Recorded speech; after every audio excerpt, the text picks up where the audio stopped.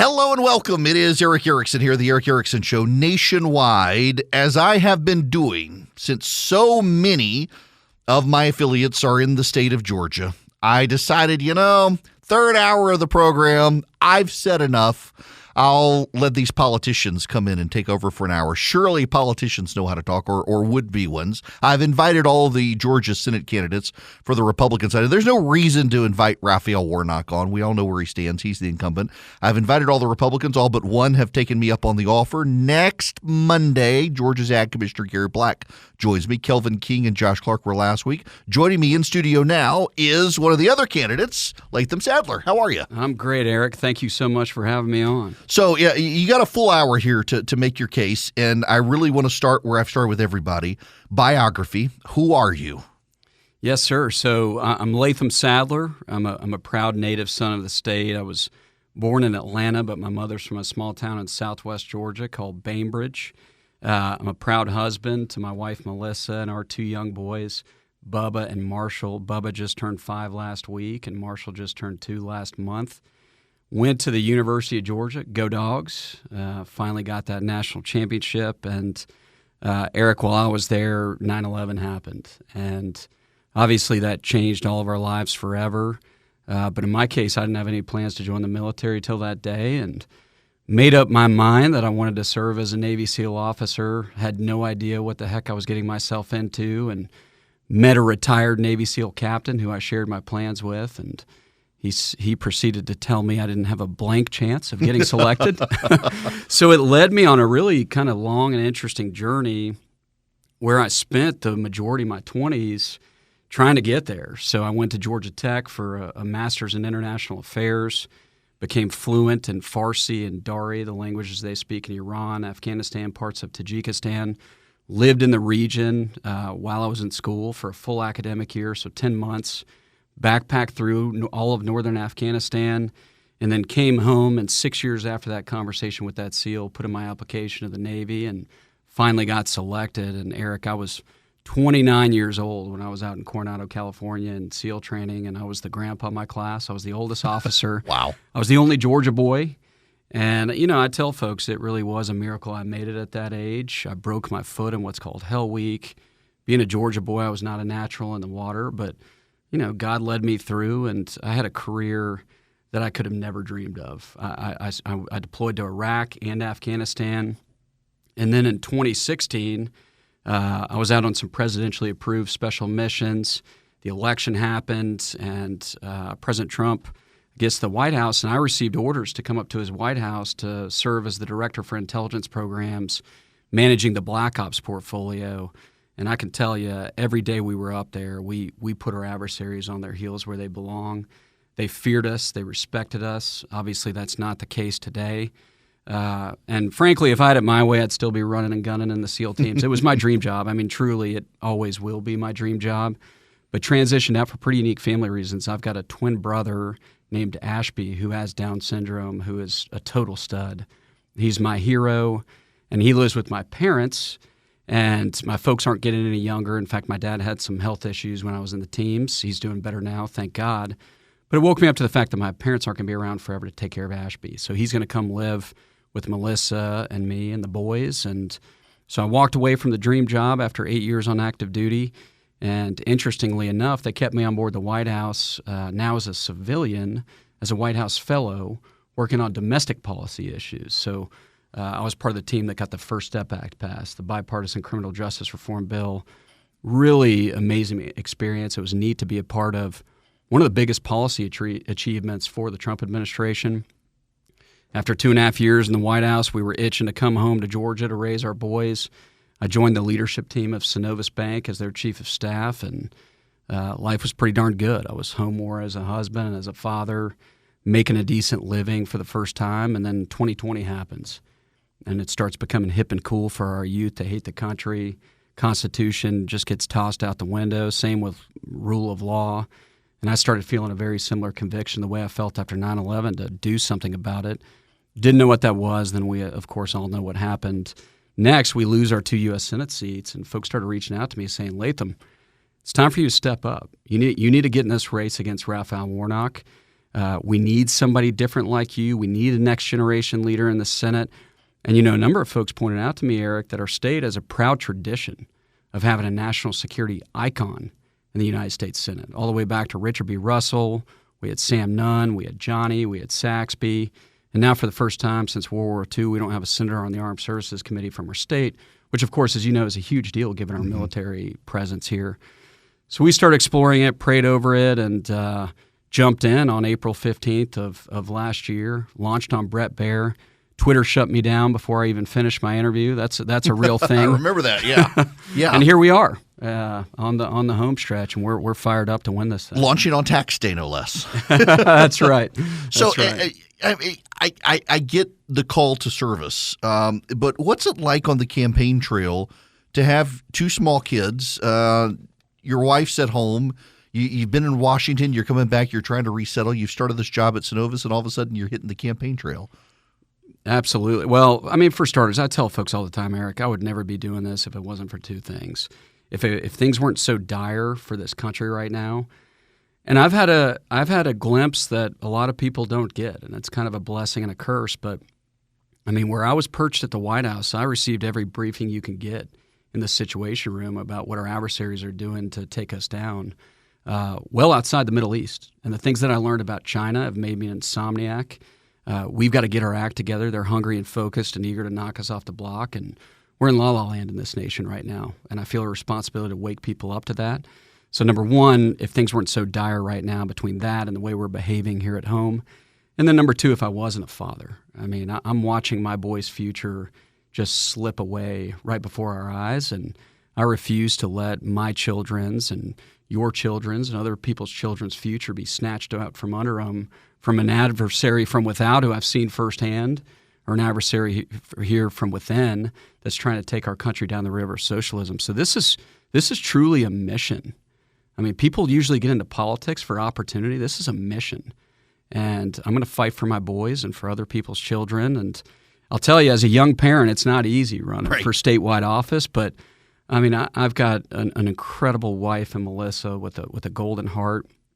We're built for hardship. I mean, we've been through the Iraq deployment, Afghanistan deployment, and others. And, of course, we do joke all the time. I mean, why not sprinkle on a U.S. Senate campaign to the young parent thing? We don't sleep anyway. You know? I mean, why not? Yeah. Sleep one day. They tell you that you'll eventually catch up. You never actually do. You never do, because then one day you're like me. Your kids get old enough to drive, and you're up all night thinking, oh, my gosh, are they out there okay? I believe it. I believe it. Okay, so now let's talk about the military aspect of this very specifically, because this has now come up with several different people. We don't have an armed services representation. We used to have two in the House. Thanks to Kevin McCarthy, we don't anymore.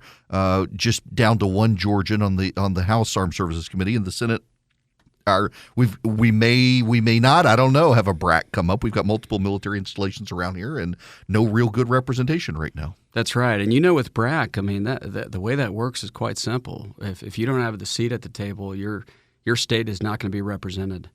And so that's where we are right now, and that's obviously concerning for me and should be concerning for every Georgian here. Our state, again, has a proud tradition of not just having representation, but having leaders up there.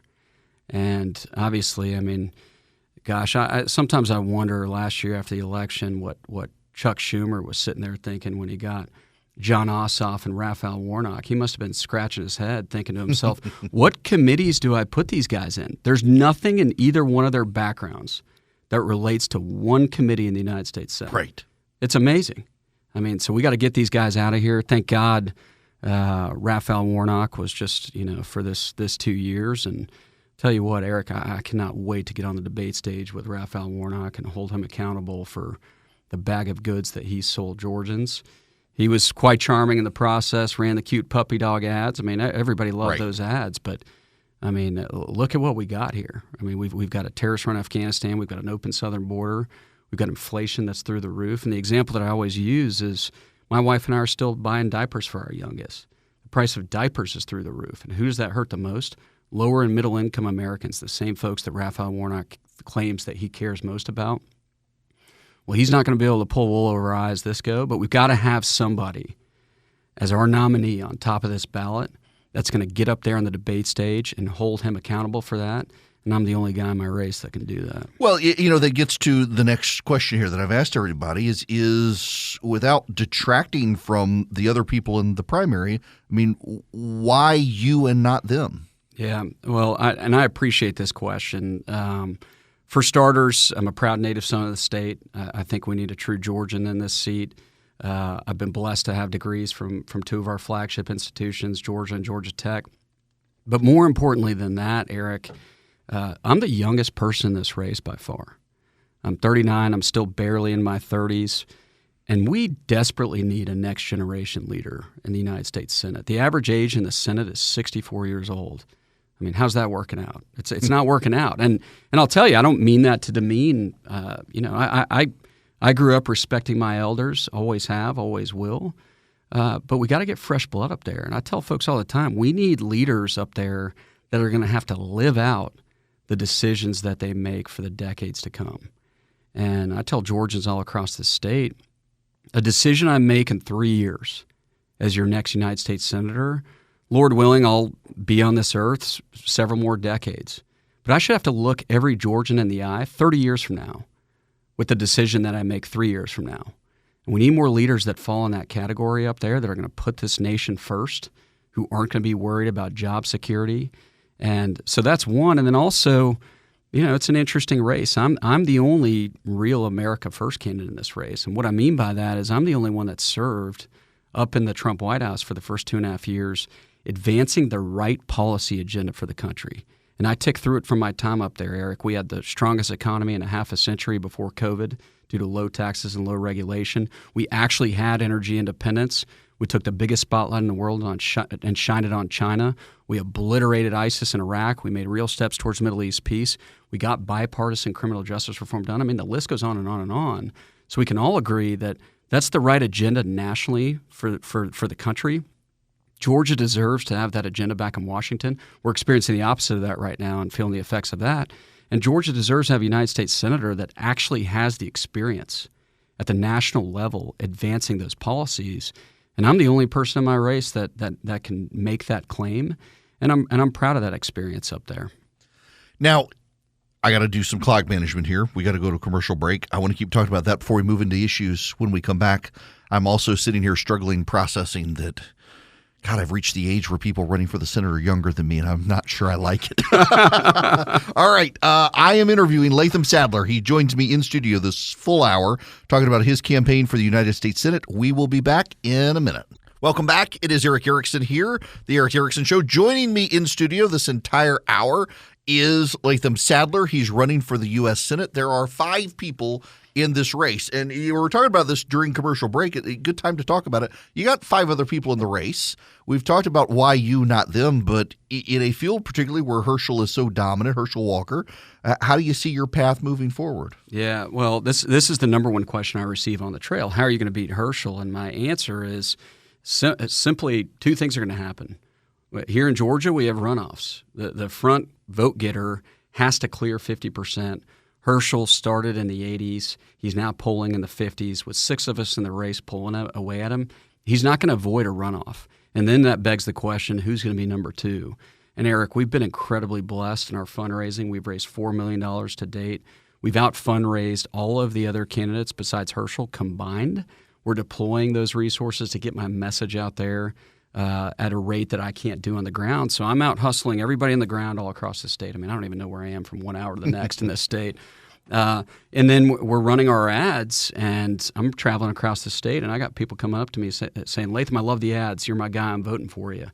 So we're going to be the number 2 guy in that runoff. And Eric, as you know, the number 1 position in a runoff is cursed in the state of Georgia. It's true. I mean, I share with folks all the time, if a little genie popped up and said, hey, Latham, you and Herschel are going to this runoff, but you've got the lion's share of the votes coming into it, I'd say, please get the heck out of here.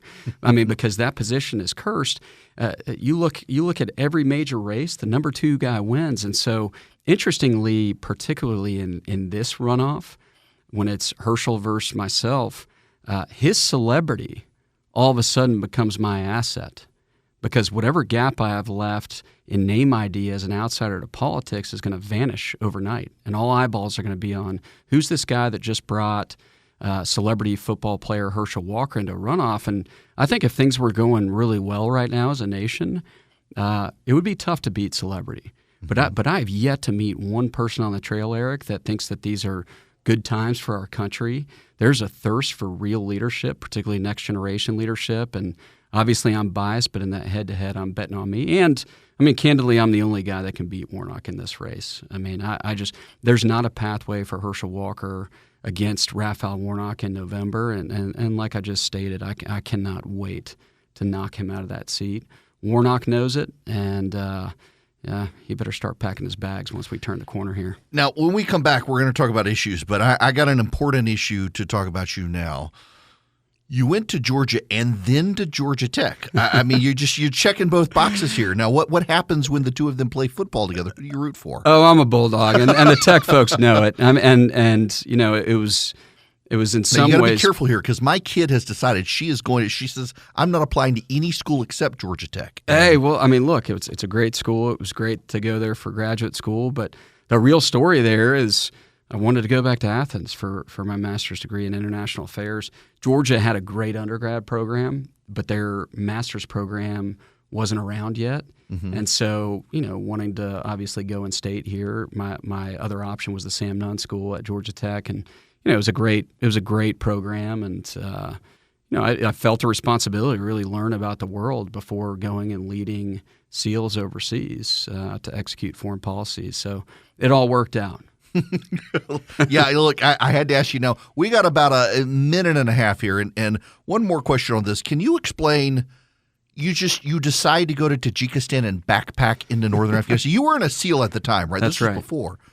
How on earth did you make it out of there? I mean, being an American. Yeah, well, great question. I can grow a pretty mean beard. I mean, this is very nicely groomed, you know, and but I wore the local garb. We didn't stay in one place very long, and yeah, it was quite the experience. But as you can imagine, it was really unique going there, being on the ground as a civilian, as a graduate student, and then a couple of years later, going back there with my brothers in the SEAL teams in uniform, fighting for America. So that experience really served me well for the rest of my career, and that's why I had the experiences that I could have never dreamed of. It was all because of the getting that experience on the front end before the military just, again, led me to a career where I got to serve my country in a way that I could have never imagined. It really is a heck of a story. I always talk about growing up overseas, and people always seem to be intrigued by it, but I never backpacked through Afghanistan after 9/11. When we come back, I want to talk about issues. I know we've talked about committees, Armed Services Committee, but the issue that is your number one focus, I want to talk about that, and then some of the other ancillary issues that I know people care about, from agriculture to the economic divide between rural and urban in Georgia. We'll spend some time on those. I'm in studio right now with Latham Saddler. He's running for the U.S. Senate from Georgia. Give me your website real quick. Yes. So it's lathamsaddler.com, LATHAMSADDLER.com. And please support us to win the country back. LathamSaddler.com. When we come back, the issues that he's running on, you've heard who he is, his background, and why he's running, and how he thinks he can get through the runoff to Warnock. And when we come back, the issues that will compel him the way through the race. It is Eric Erickson here from my flagship station, WSB, broadcasting nationwide. Hello there. Welcome. It's Eric Erickson. Charlie, you're listening right now. I'm not doing that. You know what I'm talking about. Now, I am joined in studio by Latham Saddler. He is running for the United States Senate, and he joins me in studio. We've talked about him and why he's running, and now we get to talk about the issues and your number one issue. Before I go into my issues that I care about, what's your issue? Well, sounds good. Well, just briefly as an overlay, the three tenets of my campaign, Eric, are security, liberty, and prosperity. Security, I'm going to defend our country. Liberty, I'm going to defend our Constitution. And prosperity, I'm going to defend the American economy and the American worker. Top two issues within those are the border and China. I mean, we've got to get serious about securing our southern border. This can no longer be something that we talk about.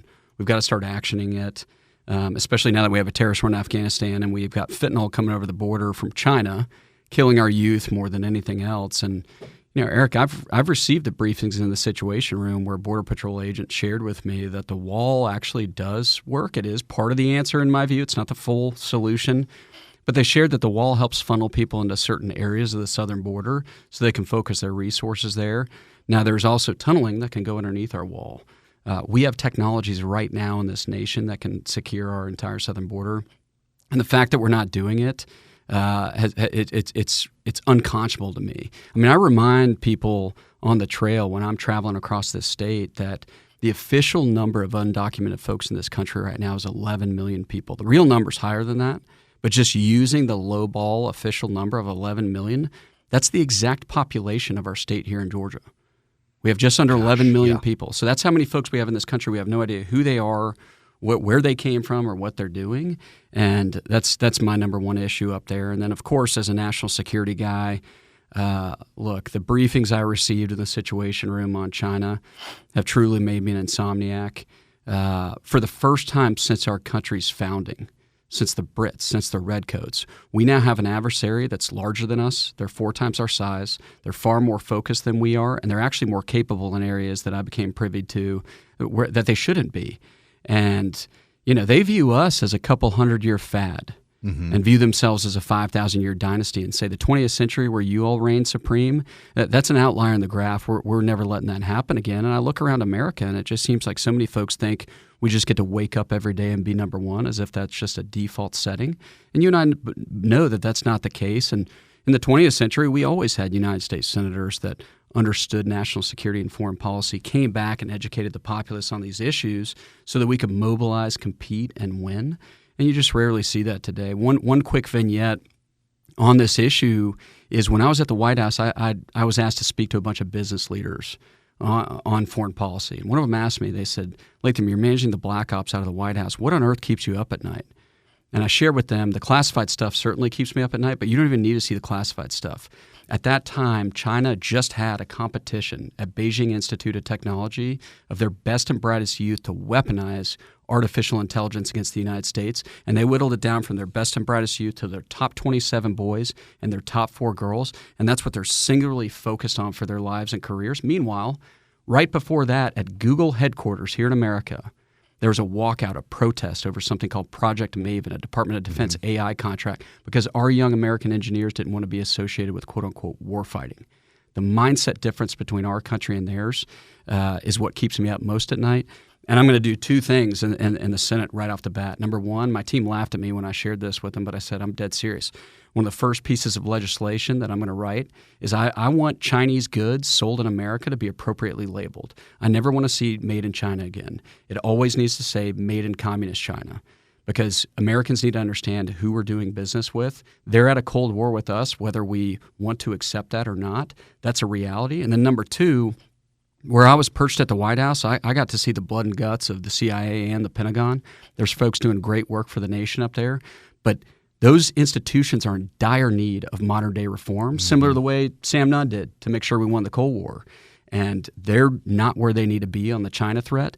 A fascinating observation I had up there, though, is that the President of the United States can't even reform those institutions because they can just outlast a presidency. The one place you can actually do it is in the Senate, on the Armed Services Committee, Select Committee on Intelligence, and the Appropriations Committee, because they control the funding and the authorities. So the other thing that I'm going to work towards is requiring that a minimum of 50% of the military budget and the intelligence community budget be geared towards the China threat. They can divvy up the rest of the threats across the globe however they want, but at least half of it has to be geared towards the China threat. Now, I don't want you to disclose classified information, but since we're talking about this issue, I just have this wild, crazy idea.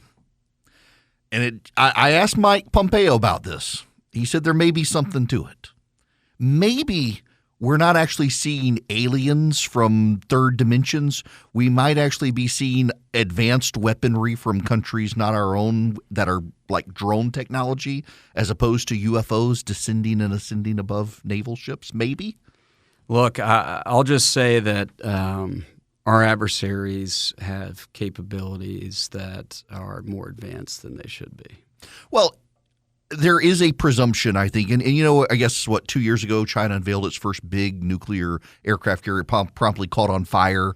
And I look at stuff like that and the way their high-speed rail line just topples over in the middle of the night, that maybe there are aspects of Chinese society, because it's command and control and whistleblowers get shot, that they're not as competent as we think. But at the same time, when they put their mind to something, maybe there are situations where we don't realize they're more advanced than us, because we have a level of arrogance too. That's right, and you never want to underestimate an adversary. And I mean, yes, they don't have the highest level of competence in every field, but I'll tell you, Eric, and you can see it right now with what's going on in Ukraine.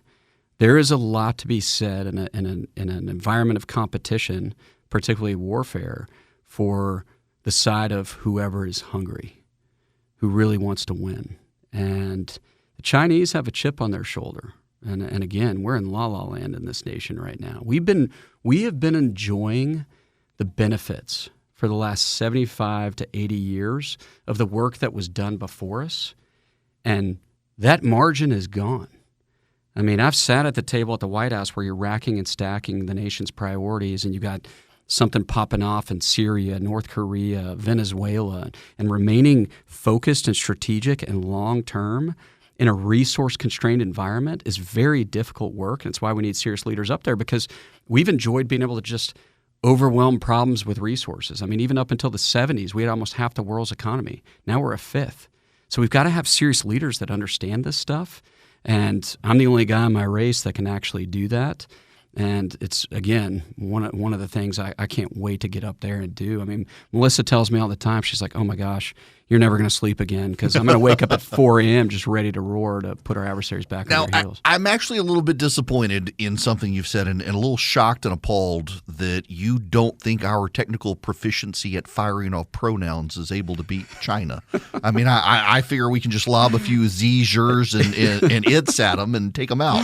I mean, I'll give you this. I'm sure that does confuse them. But I will say this. I mean, it was my job at the White House to find unique ways to deliver dilemmas to our nation's adversaries. And I loved every minute of it. And I think all the time, and it makes my blood boil, Eric. Who is the Latham Saddler that's working for President Xi right now?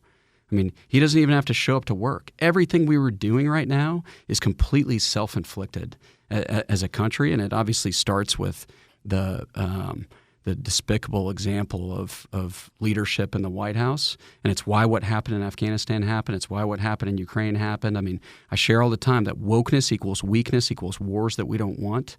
Our adversaries only respect strength. In Reagan, it was all about peace through strength. That's how we prevailed. Under Trump, it was America first. Under this crop of characters, they view the world the way they want it to be rather than the way it actually is. And that's a dangerous thing in national security. And to your point, they're focused on pronouns rather than competing and winning. Now, I told you that this half hour goes by fast, so we've got about 5 minutes before the commercial break. And we've gotten through your issue. Now let's get into the other two big ones here in Georgia, agriculture and the urban-rural divide that's grown up in the state, where some people increasingly feel like if you don't live in the Atlanta or the Savannah area or a major metro area, you're going to get left behind. Yeah, two great issues. I mean, I travel across this state, Eric, and I meet with farmers all the time, and they're wonderful people. I mean, they love America, and they're part of our critical infrastructure. I mean, every single major competition or war we've had, we've outproduced our adversaries, and that's thanks to our farmers. Some of the themes I hear all the time from them is their challenge in finding workers. And one of the bigger messages of my campaign is dignity, not dependency. We as conservatives seek a limited government that creates economic opportunity for the American worker and therefore provides them dignity through that work. And we're seeing the opposite of that right now, to this moral hazard dependency that's been established by our government. And so we've got to get back to that. The other is China's buying up a ton of our farmland. Why is that legal? Right. To have I've had young farmers from my generation say, I'm trying to start my way as a farmer. I'm trying to buy property. The property prices have soared because we have foreign countries buying up the land, and China's right there with them. I mean, it's absolutely crazy. So we've got to stop that. And I'm gonna do everything I can when I get up there to the United States Senate to shine a spotlight on that and put a stop to it. As it relates to the urban-rural divide, This really hits on one of my biggest platform issues, Eric, which is we've got to bring American manufacturing back home. And especially we need to rip it out of China. I mean, I tell every board member, executive leader, if you're doing business in China right now and hedging your bets there, you're crazy. You better get out while you can. Now, every politician across the country talks about how we have to bring manufacturing home. But what I don't hear anybody talk about is who's going to build the stuff in the factories? We don't have the workers to do that right now. And so it's my goal to make Georgia the reshoring capital of American manufacturing. And the way we do that is we look at the next ridgeline. We need to be investing more than anybody in 2-year degrees in vocational tech so that we can have the skilled workforce right here in Georgia so that as I get up there and help rip manufacturing out of China and bring it back home, I want to see Georgia have the pick of the litter as those manufacturing opportunities come home. And as you know, economic development in rural areas, it leads to more medical facilities, it leads to better education, and that's what our focus needs to be, and it's one of my biggest platform items specifically for Georgia. Now, one other issue I don't think I can help but bring it up here is the draft opinion for the Supreme Court, Dobbs. Whether or not that's the final opinion from the Supreme Court, it has certainly caused some people to react very angrily to it.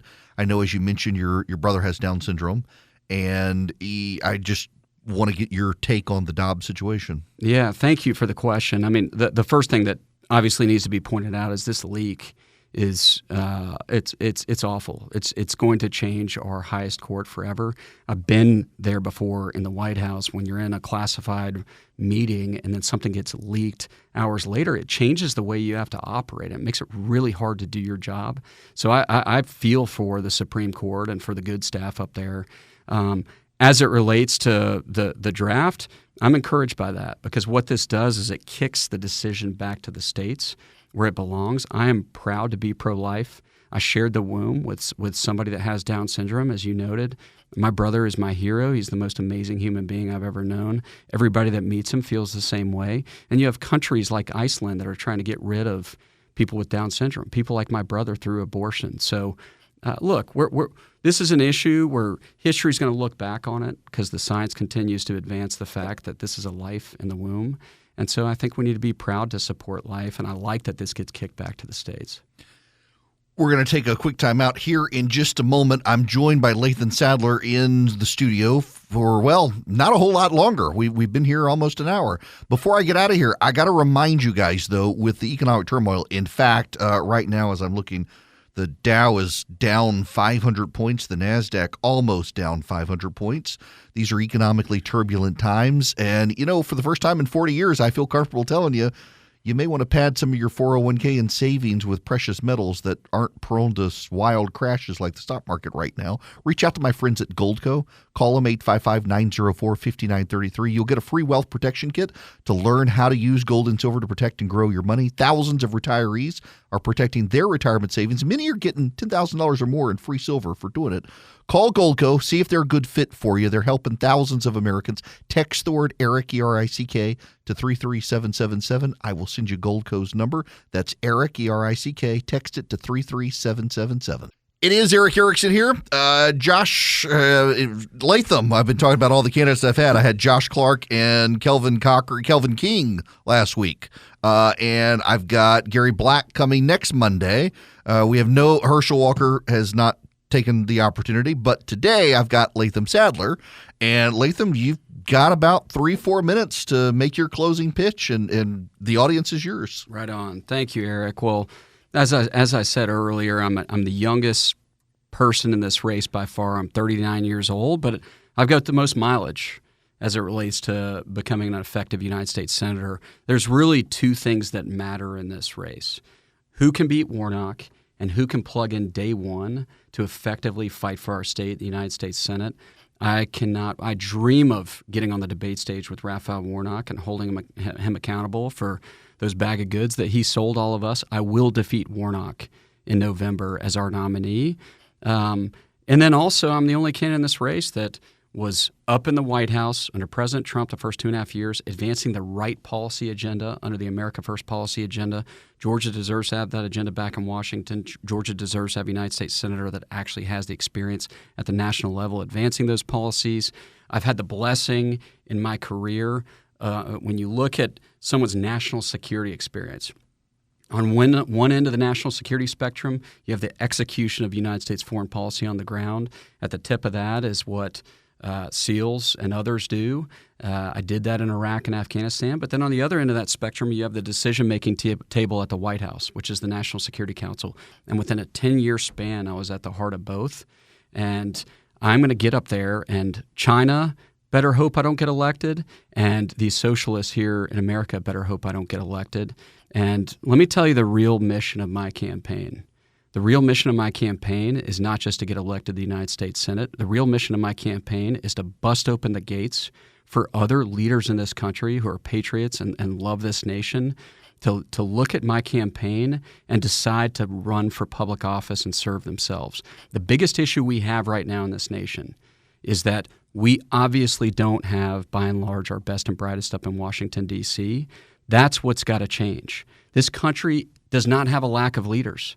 It's chock full of fantastic leaders, but nobody wants to do this. I mean, Melissa and I were so close to not doing it ourselves. But that's what's got to change, and I'll share with you what I've shared with others. What my victory speech is going to be in November. It's going to be a call to service. And I'm going to say, I cannot wait to give this speech, Eric. I'm going to say, if you're a patriot and you love this country and you've ever thought about running for public office and serving your country that way, do it and do it now, because your country desperately needs you. And take a look at what we just did for United States Senate for my campaign. We just proved that you don't have to sell your soul. You don't have to sell out. You don't have to kiss rings to get elected. You can be an authentic leader that has a vision for this nation, and the electorate will reward that. And then, oh, by the way, with that, you have the freedom to go up to Washington, lead, and then leave the way it was designed for. And that's what's got to change. And as you know, you get a good 5, 10 real American leaders in the United States Senate, we could actually push this country back in the right direction. So I'll share with your audience that, I mean, y'all sent me once before to fight for you in Iraq and Afghanistan, and it was the privilege of my life to do it. And I'm asking y'all to send me again to the next battleground in Washington, D.C., so that we can win this country back. And I promise you, I'm going to get up there and I'm going to fight for you every single day up there. So I'm asking for your vote. You can vote anytime between now and May 24th, and ask that you support us at our website at lathamsaddler.com. Latham, listen, it's been a pleasure to have you in the studio with me this entire hour. I've been talking to Latham Saddler, candidate for the U.S. Senate, and I will be back with you guys tomorrow. Mild prayer request for me. As I mentioned, my wife's got her cancer scans again in the morning, so I will bring you guys the update after we have those tomorrow. See y'all then. The regular season is heating up. New stars are emerging, and that means more opportunities to win up to 25 times your cash on Prize Picks, the most exciting way to play daily fantasy sports. Just select 2 or more players, pick more or less on their projection on a wide variety of stats, and place your entry. It's that easy. Let it fly to turn $10 into $250 with just a few taps. Easy gameplay, quick withdrawals, and injury insurance on your picks are what make Prize Picks the #1 daily fantasy sports app. Watch your favorite players and get paid doing it this basketball season. See your entries make progress during the game or make new entries for the second half and the fourth quarter. 3-pointers, assists, rebounds, and everything in between are yours for the taking. Join the Prize Picks community of more than 7 million players who have already signed up. Right now, Prize Picks will match your first deposit of up to $100. Just download the Prize Picks app and use code GET100. That's code GET100 on Prize Picks for a first deposit match of up to $100. Prize Picks. Pick more, pick less. It's that easy.